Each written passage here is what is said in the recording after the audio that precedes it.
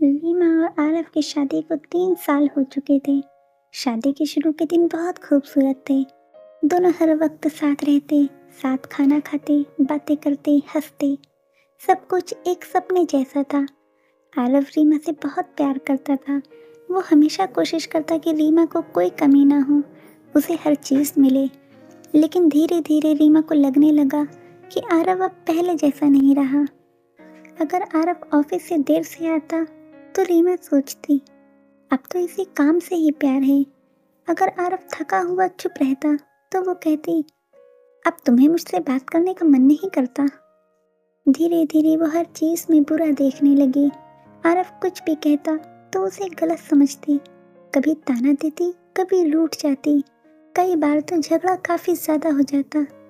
आरव भी अब बहस कर लेता, फिर भी वो रीमा से सच्चा प्यार करता था। हर रात गुड नाइट कहता, चाहे रीमा मुंह फेर कर सो जाए। एक दिन आरव को विदेश में नौकरी का ऑफर मिला। वो खुश था, सोचा कि इससे रीमा को और अच्छा जीवन दे सकेगा।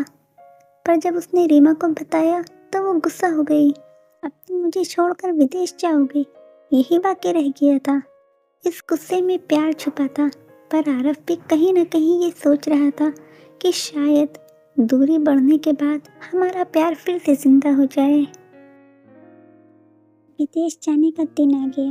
आरव ने प्यार से कहा, बस 2 साल की बात है, फिर वापस आ जाऊंगा।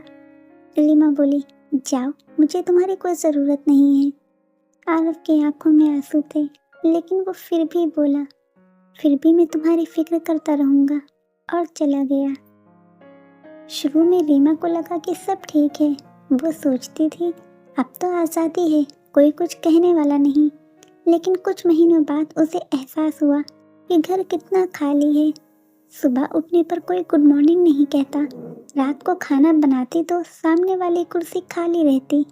हंसी आती तो हंसने वाला कोई नहीं होता। धीरे धीरे उसे महसूस हुआ कि आरव की हर बात में कितना प्यार था। उसका देर तक काम करना, उसका चुप रहना, ये सब उसी के लिए था। अब उसे हर दिन उसका इंतजार रहने लगा।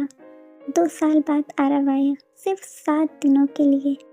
रीमा उसे देखकर बस चुप रह गई। कहना चाहती थी, बहुत याद आई तुम्हारी, पर जुबान से बस निकला, कैसे हो। आरव मुस्कुराया, अच्छा हूँ, तुम बताओ। वो उसके लिए वही फूल लाया जो रीमा को बहुत पसंद थे, सफ़ेद लिली। 7 दिन ऐसे गुजरे जैसे 7 पल हो।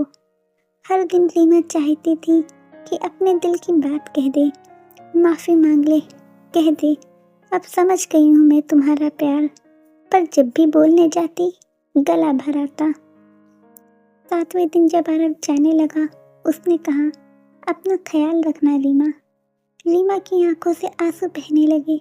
उसने पहली बार कहा, आरव, जल्दी आना, अब तुम्हारे बिना रह नहीं पाती।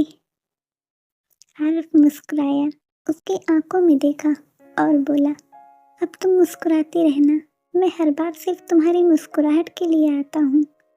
और वो चला गया। और रीमा ने उस दिन पहली बार सच में समझा, सच्चा प्यार आवाज़ नहीं करता, वो बस चुपचाप सब कुछ सहता है और फिर भी हमें खुश देखना चाहता है।